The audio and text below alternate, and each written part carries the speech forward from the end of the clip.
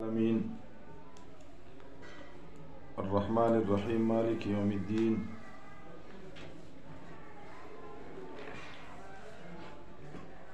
نو پرون دا خبره اسامی د فاتحه ویل شو، ربط خلاصه ویل شو، او د قرآن لوی مضامین.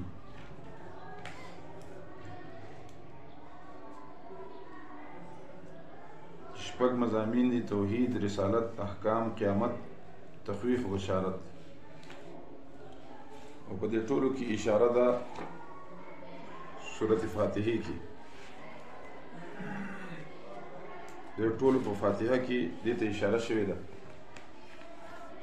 ځکه الحمدلله رب العالمین الرحمن الرحیم دا توحید دی. الحمدلله رب العالمین الرحمن الرحیم دا توحید. مالک یوم الدین دا قیامت. او اهدنا الصراط المستقیم دا احکام دی. او صراط الذین انعمت علیہم دا رسالت بشارت.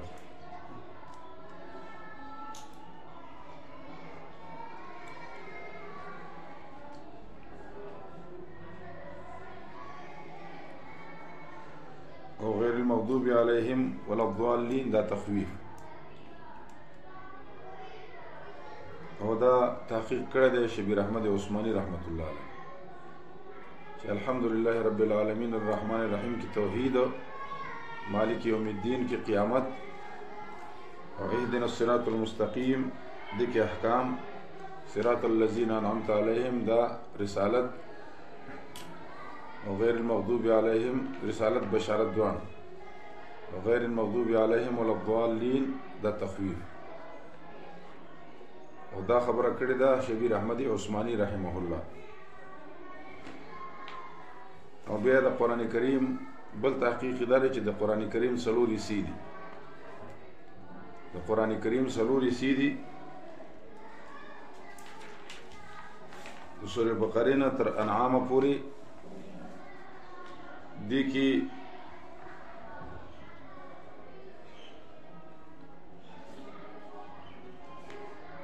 خالقیت بیانی.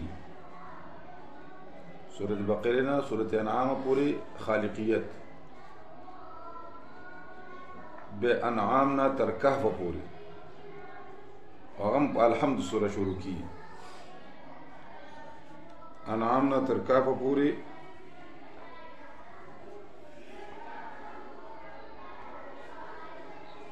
پدے کی ربوبیت بیانی. اور بے دا کاف نا تر سبا پوری غم پا الحمد سر شروع کی. باقی کی سلطنت بیانی.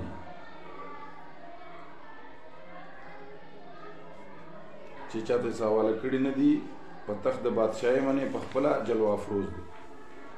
دا بقرینا تر انعام پوری خالقیت، انعامنا تر کاف پوری ربوبیت، دا کافنا تر سبا پوری سلطنت، او دو سبانا تر اخیر پوری دے کی دا مسئلہ بیانیگی چې په شفاعت کی په الله منی څوک ضرور نشته. او دا تحقیق کړی دی شیخ القرآن مولانا غلام الله خان رحمه الله. او هغه دام فرمایل چې ما بعد د حوامیمونه بے دے کے تخفیفات دی. او پنځم ایسا دا نو ټولو ایسو ته اشاره ده په فاتحه کې. شیخ القرآن غلام الله خان صاحب رحمه الله فرمای چې ما بعد د حوامیمونه بے تخفیفات دی، نو په دې ټولو کې اشاره ده سورۃ فاتحه. نو اوله ایسا چې دا دا پا الحمدللہ سر ذکر دا غینا وصف مشہورہ مراد دے اغا خالقیت دے. اولی سکی اشارہ شید بس سرہ پا الحمدللہ رب العالمین چھ مراد تے وصف مشہورہ خالقیت دا اللہ رب العالمین دے. دویمه حصې ته اشاره شوې ده په ایاک رب العالمین سره ربوبیت، او درېمې سره اشاره شوې ده الرحمن الرحیم، او څلورمې حصې سره اشاره شوې ده په مالک یوم الدین سره،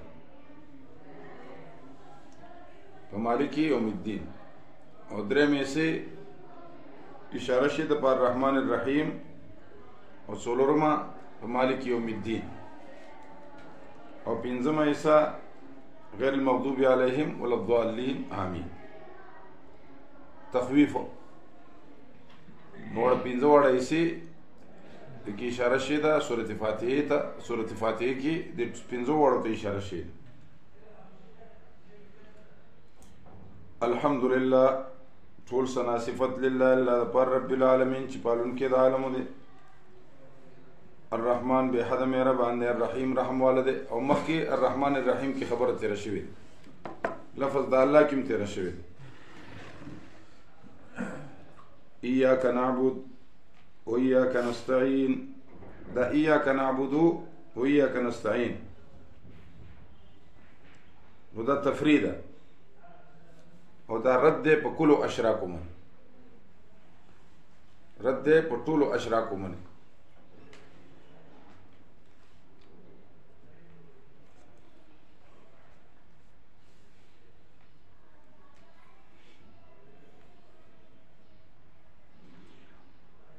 او د حوامیم مبدا چې ده هغه سورۃ زمر، د حوامیم مبدا چې ده سورۃ زمر، او د هغې دعوت څه ده؟ فاعبد الله مخلصین له الدین، فاعبد الله مخلصین له الدین.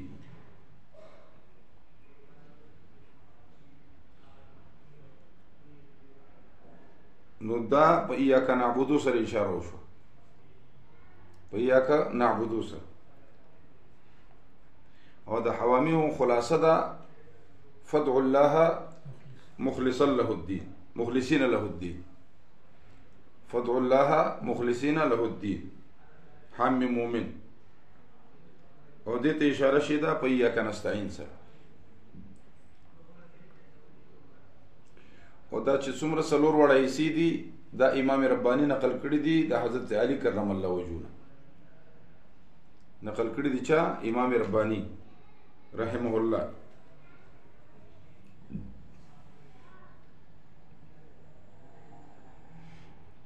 د علي کرم الله وجهه، او دا تحقیق کړی دی حضرت شیخ حضرت صاحب حضرت مولانا حسین علی رحمه الله.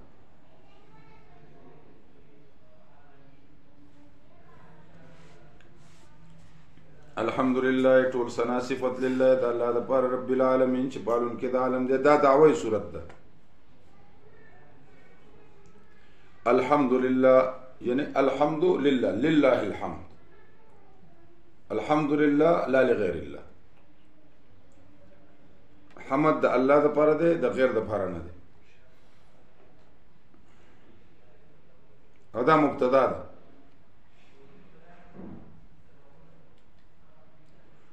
ثنا ولې د الله لپاره ده؟ ځکه چې رب العالمین دی، ځکه چې الرحمن الرحیم دی، ځکه چې مالک یوم الدین دی. نو الحمدلله تحقیق د الف لام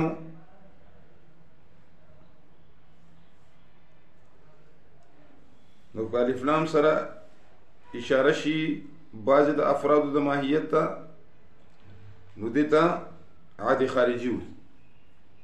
که الف لام سره اشاره شي بعضې د افرادو د ماهیت ته، نو دې ته څه وي؟ عادي خارجي.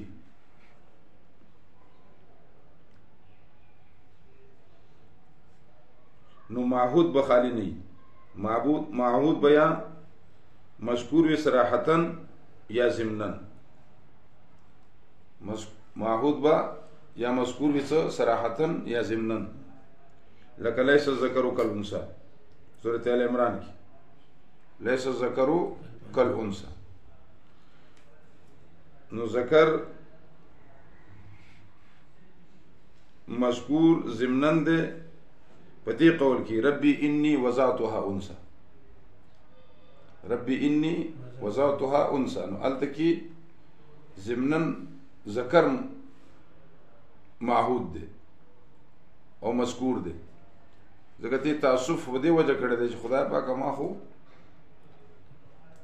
الګ بل الله راکړي. انی وضعتها انثى ربي انی وضعتها انثى. نو ذکر مذکور دی ضمنن.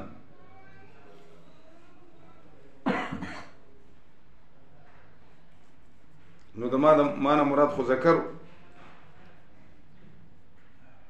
او انثى مخکې صراحتاً مذکوره ده. که انثى مذکور دی صراحتاً په دې قول کې چې ربي انی وضعتها انثى،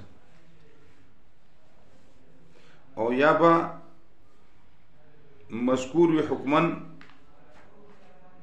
لکه خرج الامیر، یا به مذکور وي حکماً لکه خرج الامیر. نو امیر نه مراد حکماً امیر مراد دی کنه.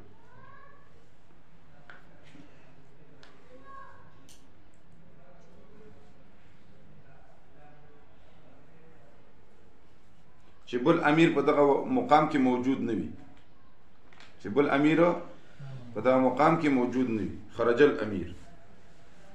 او که په الف لام سره اشاره شي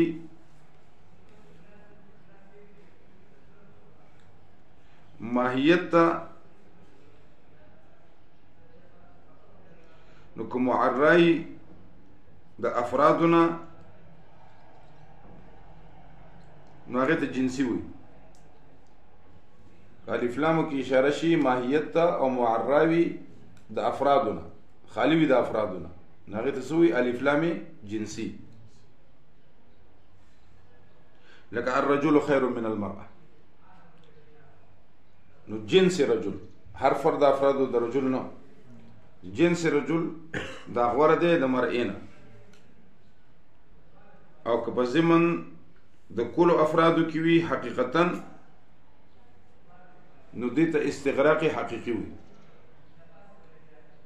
الف لام استغراقي حقیقي. لکه عالم الغیب والشهاده، که په ضمن د کلو افرادو کې وي حقیقتاً نو دې ته استغراقي حقیقي وي. لکه عالم الغیب والشهاده.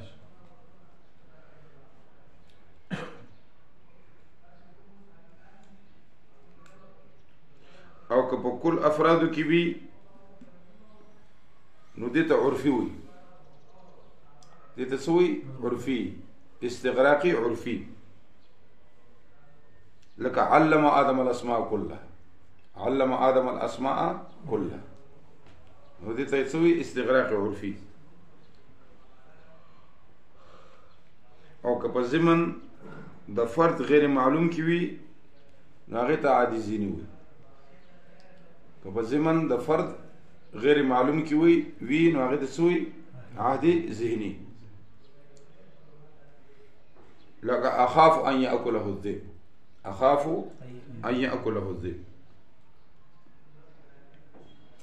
نو دلته کې الف لام د څه دپاره دي؟ نو دلته کې علما فرمایي چې الف لام د جنس دپاره هم جوړېدی شي، چې جنسي صفت ثابت دی الله لره. دلته کې استغراق دپاره هم جوړېږي چې هر فرد افرادو د صفت ثابت دی الله لره. او الف لام عادي خارجي هم جوړېږي چې د خدایتوب صفتونه ثابت دي چا لره؟ الله لره. د کمال صفتونه ثابت دي د چا لپاره؟ الله لره. ځکه خلک دا اعتراض هم کوي کنه چې د مخلوق صفت الله له نشي تللی، چې ته وایې ټول صفتونه ثابت دي، او د خدای صفتونه مخلوق له نشي راتلی. نو د مخلوق صفت چې دی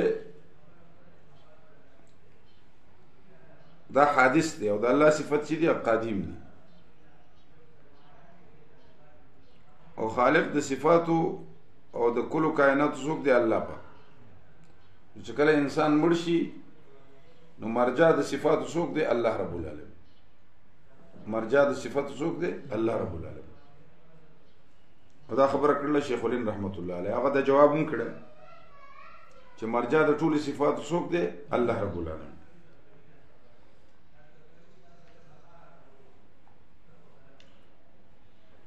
یعنی ټول افراد د حمد ثابت دي الله لره، بالذات وي او که بالواسطه وي.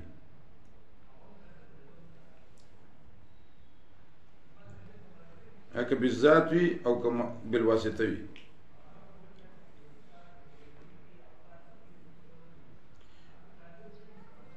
یا د خدایتوب صفتونه ثابت دي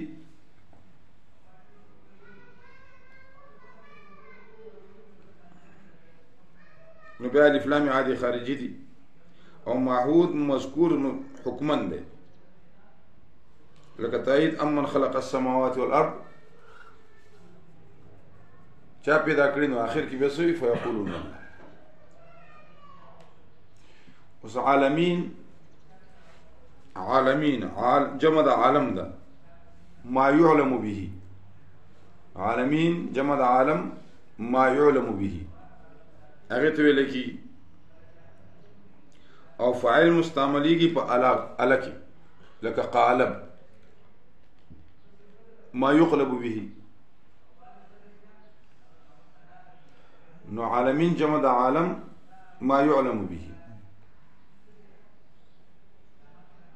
او فاعل مستعملیږي په الا کې، لکه قالب ما يقلب به. نو یو عالم ملک دی،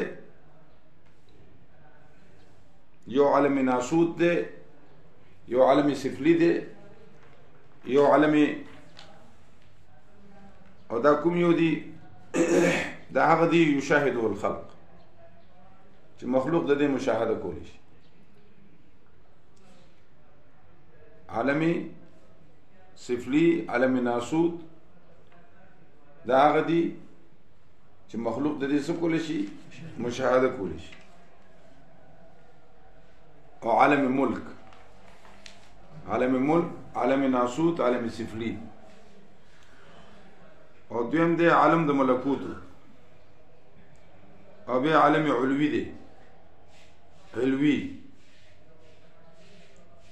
دا غدي ما لا يشاهد الخلق چې د دې مشاهده مخلوق نشي کولی. عالم ملکوت او عالم علوی ما لا يشاهد الخلق. او دریم د عالم جبروت، دا عالم د اسرار دی. سلورم دی عالم عزت، او دا الله رب العالمین ځان سره ساتلی دی.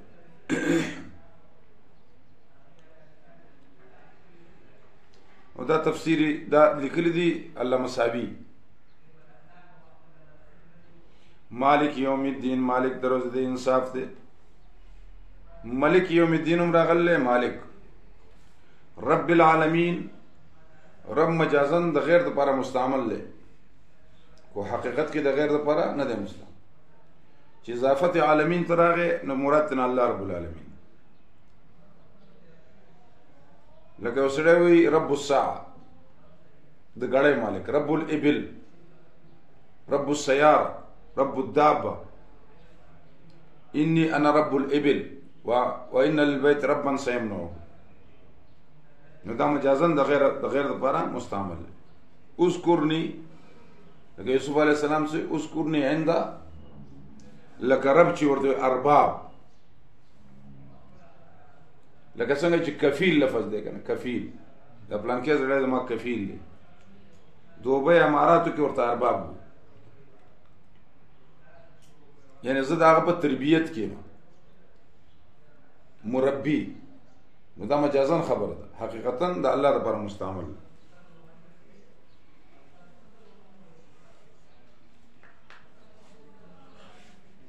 مالک یوم الدین، مالک د ورځې انصاف دی. مالک یوم الدین او دې ته اضافت معنوي وي. او دا ولې در اعتراض جواب کی؟ ځکه چې اسم فاعل هله عمل کی چې په معنی د حال یا د استقبال وي. نو مالک یوم الدین صفت د معرفې دپاره صحیح شو، ځکه مالک یوم الدین صفت د بیا معرفې دپاره نه ګرځي. نو جواب دا دی چې اسم فاعل کله هله عمل کی چې په معنا د حال او د استقبال وي، نو موږ چې دا اضافتی معنوي دي، اضافتی معنوي دي. نو صفت د معرفې دپاره صحیح شو. ایاک نعبدو مالک یوم الدین، مالک د ورځې د انصاف دی. الدین کما تدینو تدان، یوم الدین یوم الفصل د سزا او د جزا. مالک د ورځې د انصاف دی،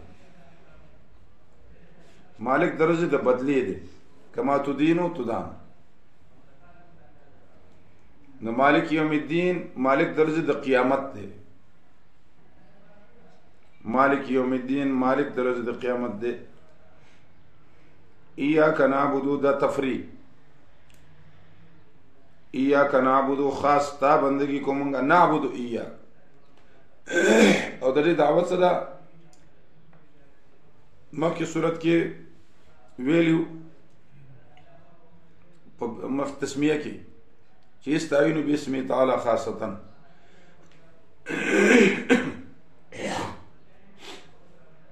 او دې صورت کې وإياك نعبد وإياك نستعين، نخصك بالعبادة والاستعانة. إياك نعبد خاص تا بندگی کو مونگا. اصل کی دن نعبد إياك تقدیم ما حق و تاخیر يفيد الحصر والاختصاص. قصر في ذکی او دا قصر خبر مخکیو شو چې قصر درې قسمه ده. قصر تعین دی، قصر قلب دی، قصر افراد دی. ایاک نعبد خاص تا بندگی کو. او د عبادت خبره مخکې تیره شوې ده چې عبادت تعظیم نہایت خشوع سر تسلیم خم ہے جو مزاج یار میں ہے، انتہائی تابعداری تو. یا العبادت عبارة عن الشعور والاعتقاد بأن للمعبود سلطة غيبية في العلم والتصرف، فكل دعاء ونداء ينشأ من هذه الاعتقاد فهي العبادة. دغت عبادته.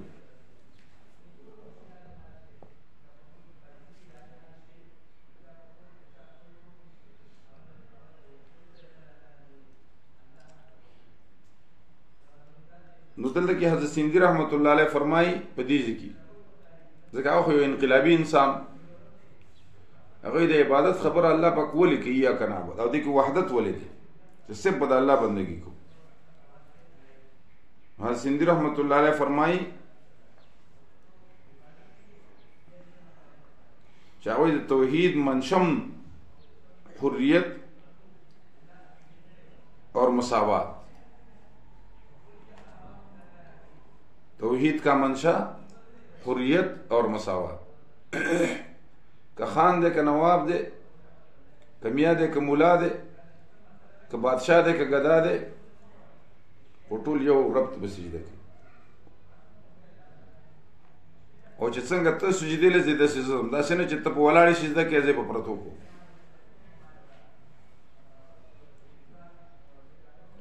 څنګه ته رکوع کې د سجده رکوع کو، نو دې کې د حریت جذبه پیدا کیږي چې زما ستا خدای یو دی، ته په ما څه ضرور. او چې کوم رب ته سجده کې دغه رب نظام به مونږ سجده ته کې نظام د امریکای منی، نظام د یورپ منی، نظام د ځان جوړای روشن خیال اسلام یا د لنګړه پشان مدینی ریاست. مدینی ریاست دې ته مدینی ریاست چې قائم شو تا بلون نه سنگسار کوي. که سنگسار دینه کې نو په کوړو به خامخ وي، ځکه دا وخت کې جروي چې ټیرزون پیدا شوی و. زمون دا خلک د قمقلان دي هر څه به مونږ او اوریجنل دغه چک نشي د قادیانانو پلانینګ دی او زلمه خلیلزاد یا د برتانی چې کوم هاي لیول خلک دي او پروجیکټونه په دنیا کې لانچ کړي دا دغه هغه د سر کلک ولاړ. واجبه خبره ده چې دلته کې فضل الله مرګري که چېرته د بلې پارټۍ سره و هغه به دهشتګرد وي او ده سره تللي هلته کې ناست دي او دهشتګرد نه شو.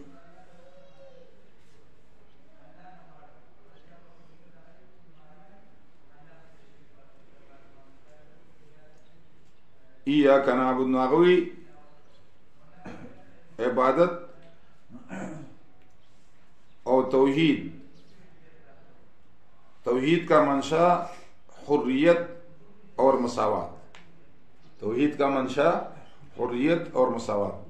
حضرت سندھی رحمۃ اللہ علیہ فرمائے وَإِيَّاكَ نَسْتَعِينُ خاصتان امداد غواړو. نبی علیہ السلام حضرت علی سے تو اذا سألت فاسأل الله وإذا استعنت فاستعن بالله. امداد غواړم د الله نه غواړه، سوال کوم د الله نه کو.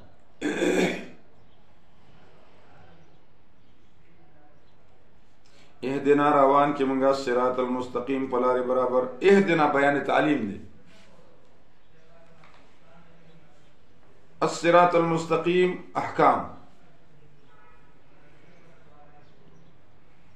اهدنا روان کې مونږه او د هدایت دو معنی دي. لار خودل اراءة الطریق او ایصال الى المطلوب. یو سړی هغه چې تا ته لار وموښي لاس نه ونیسي هلته کې دې ورسي. نو الله رب العالمین نه مونږ دعا راکړو چې خدای ما ته لار خو وښیم خو ما په منزل ته ورسو. الصراط مستقیم څه شی دی؟ قرآن کریم وان هذا صراطی مستقیما فاتبعوه ولا تتبعوا السبل فتفرق بكم عن سبیله.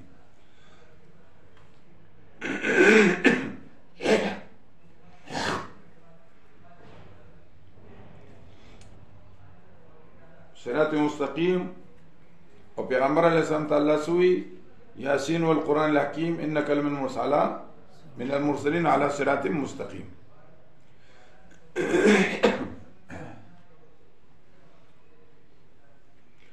و نبی علیہ السلام نے صحابہ تپوس کی چې ما الصراط المستقیم، هغه جواب ورکړي قال ما انا علیه واصحاب. صحابه کرام چې کومه لار ده دا صراط مستقیم ځکه د قرآن پر لار روان دي. نو ان هذا صراط مستقیما فاتبعوه ولا تتبعوا السبل. د ګډ وډو لارو او د سبلو پسې مزه بس هر سړی به د اسلام نو مخلي مونږ به منډه وهو ولې فتفرق بكم عن سبیله. تاسو به کنفیوز کی وابړي تاسو د نیغې لارې نه هغه به دمونه خلط ملت راولي داسې لاړ شم که داسې لاړ شم. نو چرته چې د چا ملګرتیا کوو نو مخکې به ګورو چې د اکابرین څنګه دي، د عقیده څنګه ده، په دې جماعت باندې مهر شته که نشته دی.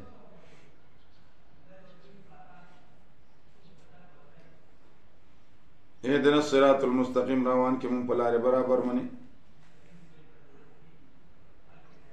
و ایاک نعبد و ایاک نستعین.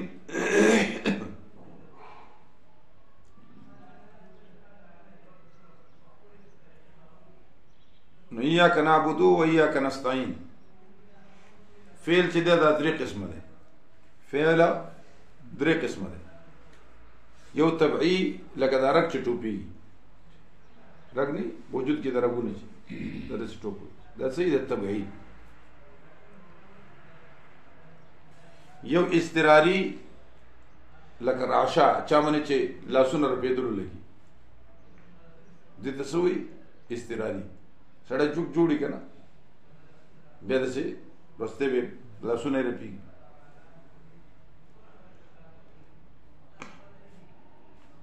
نو هغه هم د سړي په اختیار کې بیا نه یې کړه. یو دی اختیاري لکه سړی خبرې کوي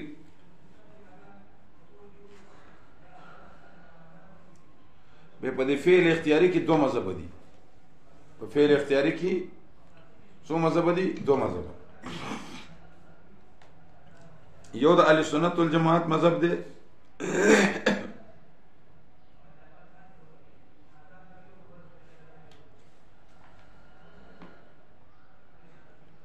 هغه دا فرمایي اهل سنت والجماعت چې الله خالق دی او بنده کاسب دی. الله خالق دی او بنده کاسب دی. او معتزله وایي چې نه، بنده خالق دی.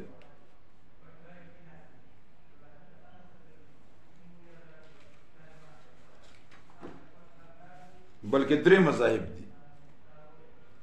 اهل سنت والجماعت وایي چې بنده کاسب دی او الله خالق دی. معتزله وایي چې نه، بنده د خپل افعالو د لپاره څه دی؟ خالق دی. او جبریه وایي چې نه، دا هیڅ شی نه دی، دی مجبوری محض دی. اهل سنت والجماعت وایي چې دی نه مجبوری محض دی نه مختار کل دی. او جبریه وایي چې د مثال په شان د علی دی، مجبور دی. د رئیس اختیار نشته. نو په ایاک نعبدو کې رد په جبریه و، ځکه نسبت د فعل راغلی دی چاته؟ انسان ته، چې الله موږ ستا عبادت کوو. په خپل اقرار کې نو څنګه اله ده؟ الله رب العالمین موږ ستا عبادت کوو. او په ایاک نستعین کې رد په معتزله و،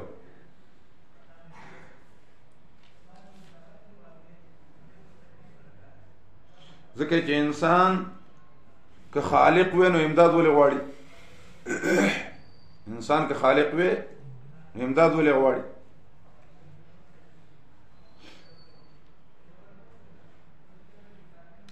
نخصک بالعباده والاستعانه.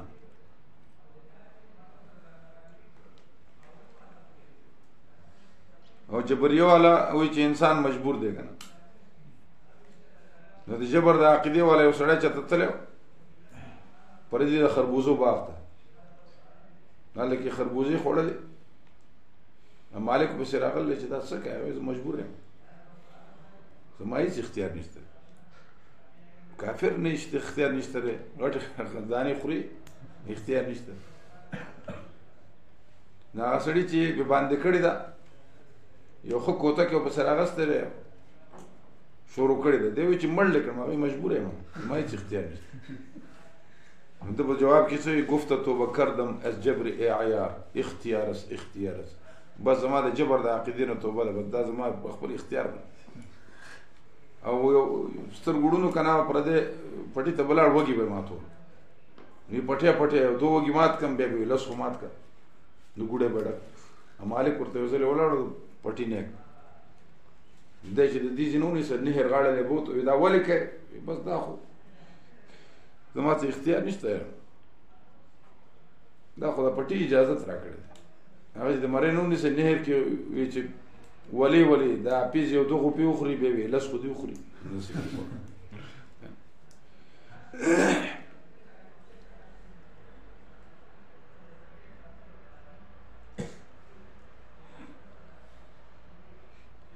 او مراد د استعانت نه ما فوق الاسباب اعتراض ختم شو. شیخ الهند رحمت الله علیه فرمایي د یو مقبول بندنه د استعانت غوښتنه جایز ده، خو ما تحت الاسباب.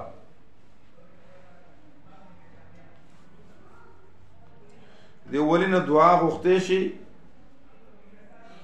چې مال دعا وکړه، خدا ورته نشي چې مال زوی راکړه، زما دا حاجت پوره کړه، زما مرضونه ښه. دا خو د الله په اختیار کې.